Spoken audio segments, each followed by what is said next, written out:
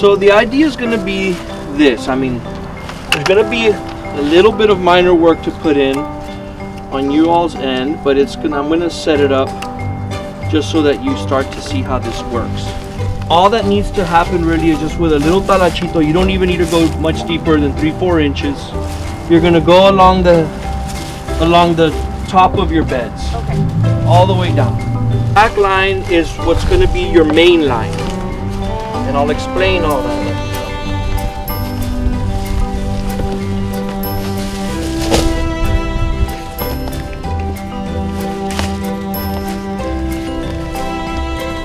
This is called a half-inch poly line.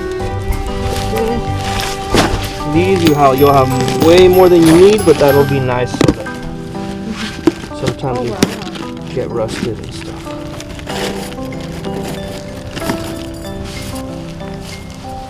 This is just to obviously anchor your hoses.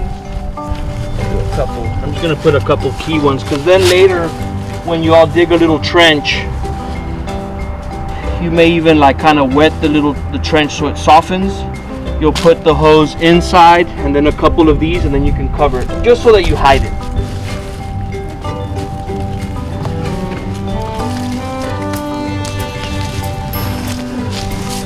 The idea is going to be that the timer's going to go here, and then I'll bring you all a little T.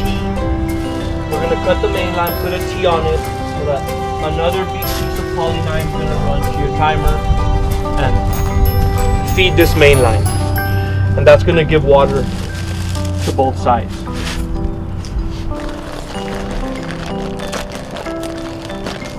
This obviously is just to connect to our timer with some of the poly line.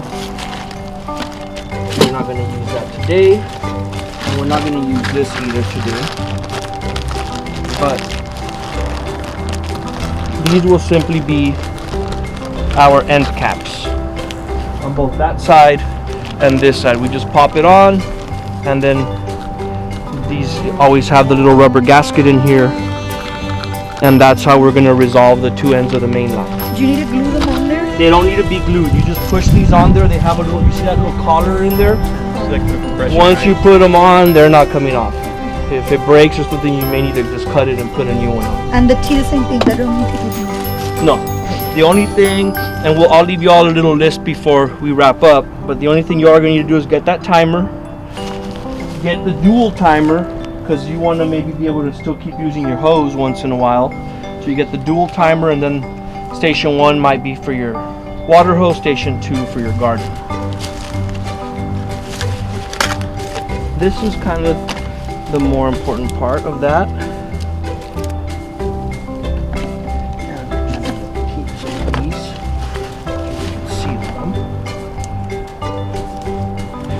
Quarter inch, that's just the diameter of it. So this is quarter inch, that black line's a half inch. And these have emitters every 6 inches. If you buy them at Lowe's or Home Depot, they're going to be every 12. And that's one of the reasons why I like to get this at Ewing, because they have this other. And for future reference, if you ever needed to order more, Amazon's also a good place. You can usually get a better deal on it. With the city, I can't really buy through Amazon, but so I'll show you now how this works. Now what I'm going to do, you'll notice here too, it kind of gives you an extra tail at the end. It kind of like stops, the emitter should be here and there, but it kind of gives you this extra piece. What I'm going to do, because we're not going to have it connected just yet, is I'm going to seal it.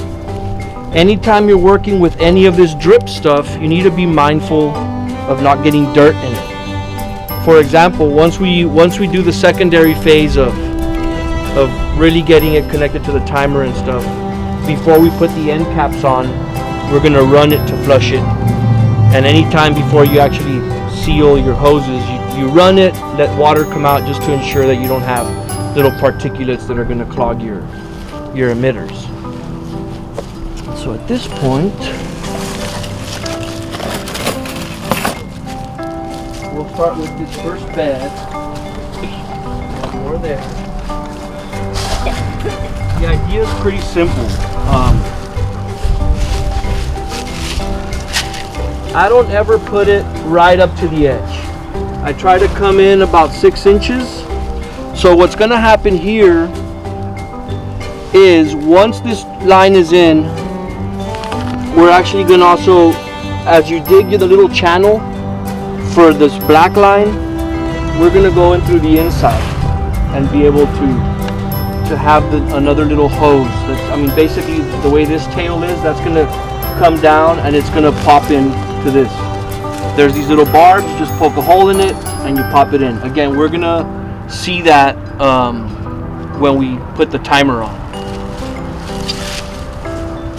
And so it's really simple. This, I'll maybe leave a little extra slack. I'm gonna measure about a pin's worth coming out this way. Sure, yeah, because it might slip. And I'm gonna run this over here.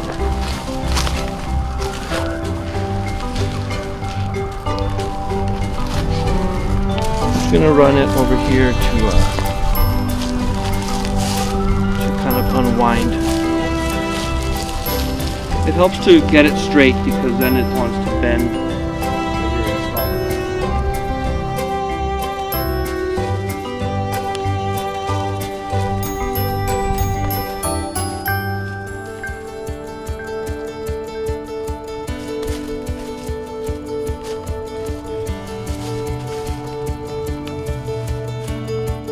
You know, I mean, I'm always mindful to try to put the pins between the emitters. I mean, eventually the moisture in the soil will get these to corrode. They still last a good while. And then instead of doing just like a typical thing, I'll just kind of turn it so that both of the thing, it kind of grabs it a little better. And I'll do another one right about here.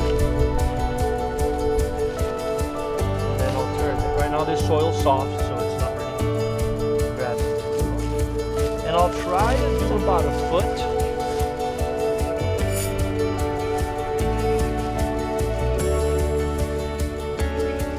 Try to get that little kink out of there.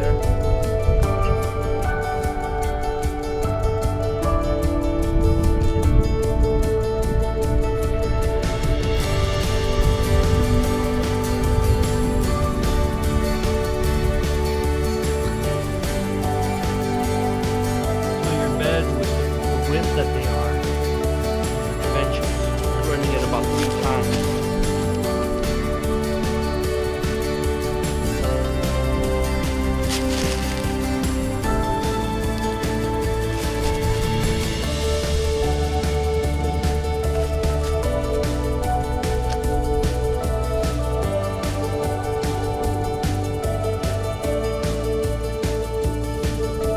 That's about it. Point, I'll leave a little extra, and whenever I cut, I try to just cut in between just to preserve the and I'll actually leave this out, or even again, because we're going to open, I'm going to seal it real quick. We have the end caps, and I'll show you those right now. This isn't going to stay in this way. So, what do you have plants in there? Does it matter? You just go around the plants? yeah, you just go around the plants. And what's nice about this is that if you're able to start at the season and lay out your line, then you can actually look at your emitters and put a tomato plant right here, like that. You kind of follow your emitters and plant along them and put your plants in those places, etc. So real quick, I'll show you. I'm gonna grab these other two. So there's 2 things here. This with the tail end can be the actual part that's gonna plug into this.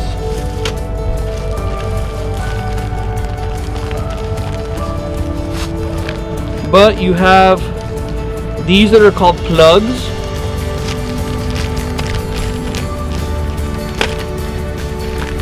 Which are precisely that. Y'all can kind of take a look at them. These are just plugs One is, you see the one side's bigger than the other. Mm-hmm. This is a small hose, so you'll always use the small emitter. I'm gonna put that here because that's gonna be our end piece. And then these are our couplings. These are actually open on the ends. It's a coupling and it's open. This is, you know, it can, water's gonna come through here. So this, the coupling is basically what you're gonna put on your hose. You push that all the way down till it hits the collar. And then when you want to plug it into your main line, you could even use one of these. You can use one of these to punch a hole in this, and then the other side goes in, boom, and so you have that, and then your hose is connected. Obviously that's going to be hidden in here, right?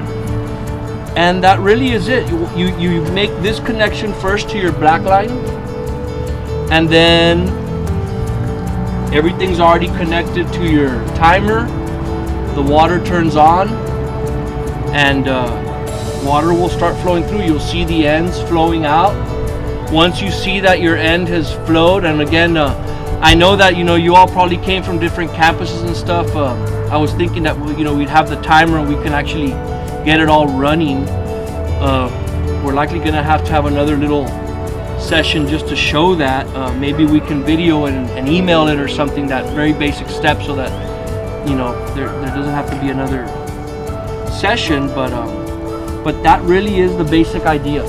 You have your main line, it's connected to your timer. That turns on and starts feeding all of these. Once you've connected it over here and the chorrito's coming out of that end, you just wait for the chorrito to be constant. It'll putter at first, and then it'll kind of start coming out. Once it's constant, you use your plug and you'll start seeing the drops coming out. You can do another You said to get the dual timer, so I imagine that water, because we don't have those, we have the ones with the key. I don't know if you've seen them. We don't have that little valve at the top. Oh, we have the one it's that's gonna, so you leave it open? Oh, you have the box that's in here? Like it's into the wall. No, it's like that. It's just that, except that instead of it having a valve for the kids to turn it on, they need a special key. Oh yeah, it'll be the same. But I mean, do you leave it open? Yes, you do. Once your timer is on there, your source needs to be open, because then it's not gonna get water. What about with the dual timer? Will the other side? Oh no, the dual timer, it gets it'll come with a quick instructions to program it. But I mean, with the hose being able to connect to it?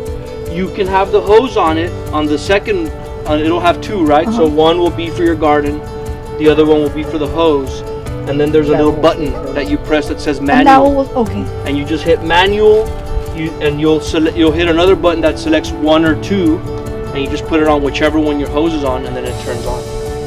So you can turn on your hose to water. And then to turn it off, you just hit manual again, and it turns off. You said that, I'm sorry, you make the hose, right? You drill the hose for the bottom? Yes, yeah, you just make the hole. Now, when you use this guy, you can use one of these to punch your little hole into the, as a matter of fact, well, I don't want to do it now because I want to make sure that we're aiming in the right place. But, it's pretty sharp. So you just want to really kind of be controlled about it, because it's easy to punch it and then it's going to go all the way through and punch your other side. So you just want to I kind of hold it, and then I'll punch it kind of slowly, and as soon as I make a little hole, your little barb is going to fit in there. You just push it. And the barb, you said, goes over the flower bed or under? I mean, I like to do it under.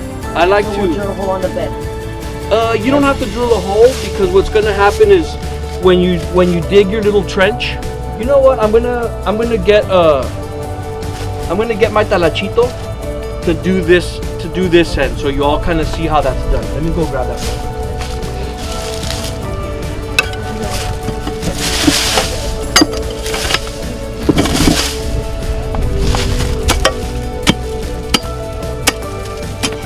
And again, this really doesn't have to be, you don't have to go very deep. Oh, I don't know what I'm hitting. Oh, That's good that I saw that. Oh. So this might be a spot that you're gonna need to just jump over. Your hose might be a little exposed.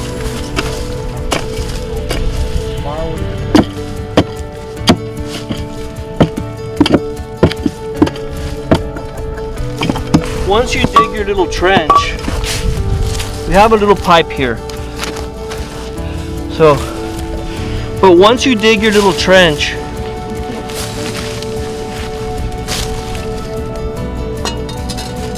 as a matter of fact, you'll have a little cloth here, so that helps. Once you dig your little trench, you can pull this. So that comes out here, okay? This can go back over here. And for the secondary phase, I'm actually gonna bring a 1/4 inch black manguerita that's gonna give you this tail. Okay, right now we're taking advantage that we started with a new roll and it had that tail on it. But as you keep using the roll, that tail's not gonna be there. And so we'll do the follow-up one. So then now here, I have my emitter. My coupling. Also, it'll work fine the way I cut it, but you want to make sure you cut the hose very clean and flat. If it's at an angle, then it won't sit perfectly on this collar and you can get a little leak.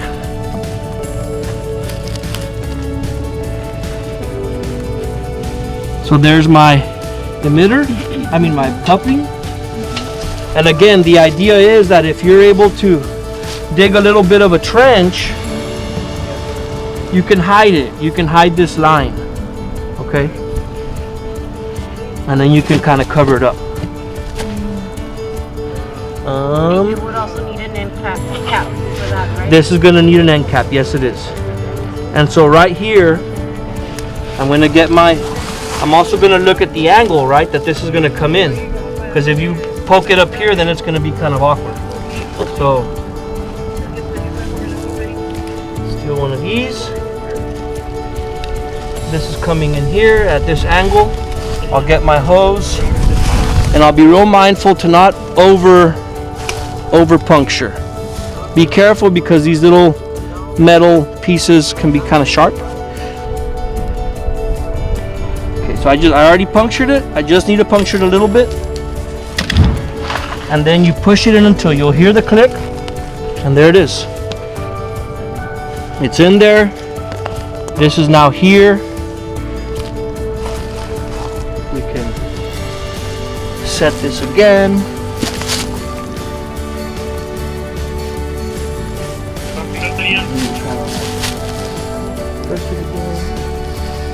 You'll have plenty of these little anchors. Don't be afraid to use them.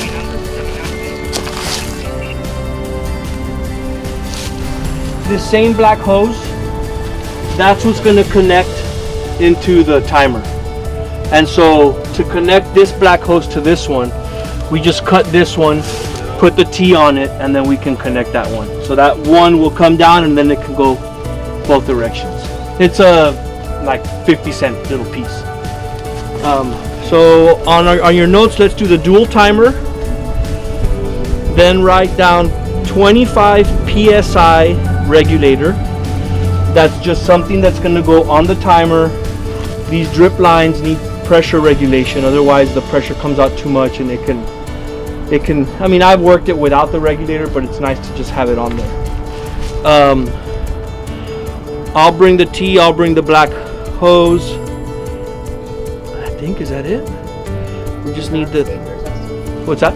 No, you said the long staplers. The long little like staples. Now again, that box might be enough to share with various schools. There's plenty in there. There's 500 of those staples in there. And we have the end caps, and that's it. I just need to bring the little extra black thing of And this. end caps are for the black hose, right? What's that? The end caps are for the black hose? Yes, the end caps Is are there a for the black. specific size, like for the end caps? They're half-inch, and as a matter of fact, is someone who placed this order from the Ewing quote. So maybe you can share that with the others, Okay. because she has the quote from for Ewing, everything. and if she just gives you a copy of that, Yeah. you can just place the order, and you'll get all the little box of materials that we had today. Okay. And then in addition from Lowe's, because Ewing doesn't have the dual timer, and they don't have the little parts for it. Okay. So the idea would be, whoever's doing the garden here could just do this to the boxes, this little spaghetti. Even if you just do that and leave the ends out. You can just leave the ends out, leave a little extra slack on each end. And this one's connected. And I mean, it'll be ready to go. Now, there was someone mentioned that at their school, in addition to using the key on the faucet, if the faucet is like this and you have room to put your timer on it, which in this case you will, if you're faced with the situation that your faucet is built into the wall and you have to use the key, you can still use the timer, but you're gonna have to get a little extension hose so that you can, because otherwise you can't fit the timer in there.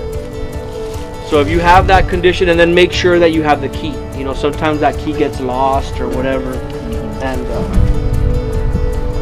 And yeah, your cilantro here, I mean, that's doing okay. This isn't gonna, I mean, is this the one you were asking me about? Like what? No, ours is really big. Oh, yours is ours, yeah. Because we trimmed a little bit off, but most of it we left it alone. Yeah. So And the kids go and grab and eat, right? yeah, But that's it. before it gets warm, go and grab that whole bunch and cut it so you can harvest it, share it with kids or parents or whoever.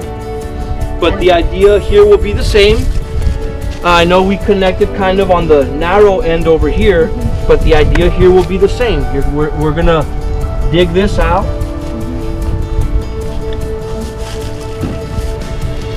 Here you just end up digging out. Here's your opening. You'll do a little trench there. I imagine there may be a little mussel or something that can come with a talachito to do the trench. That shouldn't take, again, it doesn't have to be a deep trench. Just again, be mindful, like I almost hit that little pipe there, so you may want to just kind of feel it out. Dig your little trench just so that you can hide this. What's that? Yeah, just a little trench just so that this gets hidden, especially in between the rows. That way someone's not tripping. On the cilantro, like the plants, like when you see, like you chop it up, you leave the plant there, right? You leave the plant, yes. Not like the broccoli that you just take out the whole thing. Well, at some point you are going to take it out, because as we mentioned earlier, cilantro, broccoli, even this I think is what, like kale or collard greens. Collard greens, I've seen those tolerate warm weather more. So you can just keep your eye on them. But cilantro and broccoli, they're cool weather crops. So your cilantro, once it starts getting warm, it's going to stretch and go into flowering. And that's okay. You can actually cut the little white flowers and throw them on a salad. It's going to be good for bees. But you have your limited space with your garden. So it does get to a point where you're like, hey, it's time to put something else in. You pull it out and that's it. I mean, all of this cultivation in these types of gardens is going to be annual. You're always going to be, so I've seen it all the time.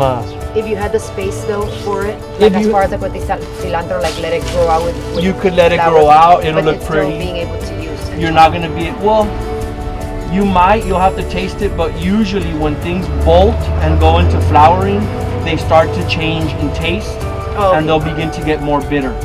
We just pulled out a 30-foot row of romaine lettuce at Canseco. It was looking really beautiful, but it started to bolt. It started to like stretch because of warm weather. We planted it just a little too late, and we just took it out and threw it all in the compost. So I mean, sometimes, you know.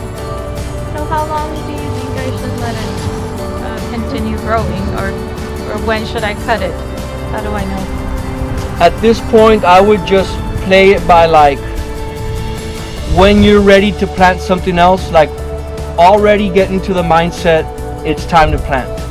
Chiles, chiles and tomatoes, eggplant, those types of things, you want them at this point in plant form. He mentioned that he had already started some seed of peppers. So he got a head start on it. And so at this point for him, the peppers that he started from seed, even though they're small, are going to be worthwhile to separate and put into your garden.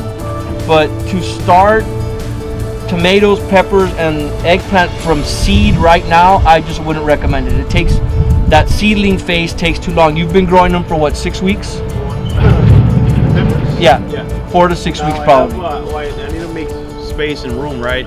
I have a part where I have spinach, but it's still going. Yeah, and your spinach too. Make use of it right now and get ready. Already start getting ready to pull it out. Lettuce the same. Lettuce too. Just no, but you're gonna want to harvest it. Lettuce, cilantro, spinach, Swiss chard. I see it go long. I've seen that go for a while. So if you have Swiss chard in your garden, you can leave that. Start focusing on it plant-wise. Tomatoes, eggplant, and peppers. There's some there. Cucumbers, zucchini, green beans. Not snow peas, but green beans. Those are all good to start planting right now. You want to do flowers, you can put zinnias. What I can do also is maybe follow up with a little email to Lisa that she can distribute to you all on, again, like what to plant. I have these, I bought these seeds at Walmart. I don't know if they're any good or the brand. I know that you have yours, but for somebody that's barely starting or for the kids, I think that's perfectly fine. These are fine? Yeah, what you want to just do is check the expirations on them. They're fresh seed. You bought these recently? Yes. They're fine. Okay. The jalapeno, again, try it. You're not going to lose anything in doing it. But again, just keep in mind that it'll take 6 to 8 weeks before it's a little plantita that you then transplant in your garden. As opposed to if you went right now and bought plants, they'll already take off. It's best to buy them like that? Yes, at this point. For example, for these, I would have recommended maybe you could have started them indoors like 6 to 8 weeks ago, and you'd already have little plantitas. I have a tower that has the peppers and stuff. They're already grown. They're already producing fruit. But I'm gonna eventually have to clean that out for the summer for next year. Right? Okay. So can I take those because they've been in water? From a hydroponic to yes. soil. Can I just take those plants and put them in the dirt while they grow? I would venture to say yes. Sometimes there might be a bit of a shock from being in just different environments. But I mean, if you're already going to need to take them out, you're not going to lose anything with experimenting and putting it in your garden and seeing. Because peppers don't get, the plant keeps growing on its own, right? Yeah, the plant should keep growing, and this is a good time for peppers. Peppers, I mean, it's not going to be like a tree that it's going to last for years and years and years, but sometimes you can get 2-3 years out of a pepper plant. You know, some people have little chile piquins that they've had in their garden for 5+ years or whatever, so you can try it. But if you get to the point where your plant's growing, it's just not producing, it doesn't look, you can take, at some point you can take those out. And then the other thing on the carrots, if you see that orange part on the top, they're good to pull. Yeah, you'll see the little shoulder. And now carrots, even though those are cool weather crops, I have seen carrots and beets go into a little bit of warm weather. It's not going to be like these other more sensitive things like cilantro or whatever. So what we can do real quick, we'll do this bed with your carrots. We're going to do the hose layout just to get one more kind of set so we can at least put some tomatoes in there. The reason being, even though it's just a few carrots, we'll be mindful of where they're at, and we'll plant tomatoes in here because carrots and tomatoes do well growing together. They have a symbiotic kind of association, so they help. Some plants don't like to grow together, but as a matter of fact, there's a book on that, on companion planting, and the title is Carrots Love Tomatoes. and so they like to grow together. Yeah. Do I have to do the under thing first? Well, look, the under thing, I'm gonna end up bringing a little extension point up, but for now, leave some slack, okay? Okay. So leave some slack, and go ahead and pin it right here. We're leaving this distance, más o menos. Yeah, like that's pretty good. Okay.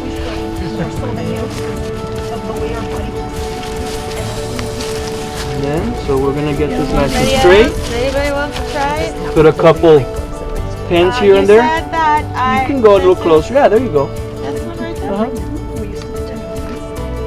They're delayed. You have a garden at your school too? Yes. Okay. What school are you at? Colonel. Oh, okay. By chance, was I in touch with you about On this 4th grade yes. field trip? Yes. We ended up, the principal wanted for all GT kids, like from 1st through 5th, to go in a field trip together. But with the number of GT kids and the place, I think it was going to be too much. Oh, okay. So we... Excuse me. Whenever you would like to do that, we can. You want me to help you over here? Sure. Can I put one right here too? Yeah, you can put a pin there. Okay. Every time I see them, I saw you, I think of bobby pins in my hair, trying to keep a bun in. The more, the better.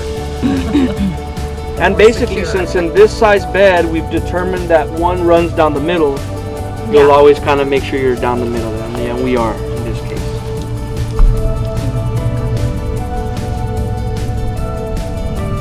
And so when we harvest at the end of the year, because I don't know if we're gonna have anything for the summer, because someone's gonna be there. Right. That's when we fertilize, or do we wait until the fall before we're gonna? Okay. So You know Right what? there, Let me put this one over here. farther from the end. A little bit over here. I think I should put one over Your here. question again. Okay, so what I try to do, Okay, hold on. It has to and be that might be something to put on your right there. Yeah. little Not so list of close stuff to the when you end. go to Home Depot. The season ends, and we're gonna start. I like to add a little compost. I like to put a little fertilizer. Just kind of give a little recharge. And Okay, wait, so that's at the end of the year before we take off for the summer? well, when you take off for the summer, what I would recommend is, and I have plenty of the seeds, is just clear out your garden and plant cowpeas. Plant just cowpeas, or you can leave them.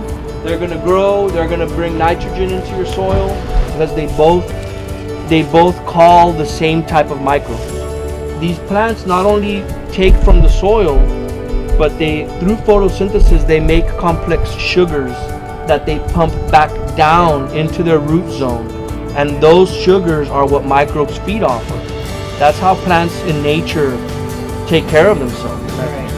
Yeah, and so by doing that, the idea again of like, oh, let's just turn off the irrigation, we're out for the summer, let's let the soil by letting it go bone dry, you're gonna have to start over again. I mean, it doesn't mean you're ruining your garden, but you're breaking the organic cycle of your plants. And so if you can plant cowpeas, and you can totally reduce the irrigation, because cowpeas are adapted to the heat. You can water 2-3 times a week, and they're gonna grow and do their thing. And then when you come for the fall and you pull them, you can use that with your students, because your roots are gonna be full of these rhizobium nodules that fix nitrogen. And so it's a perfect opportunity to do some kind of science demonstration with them, biology.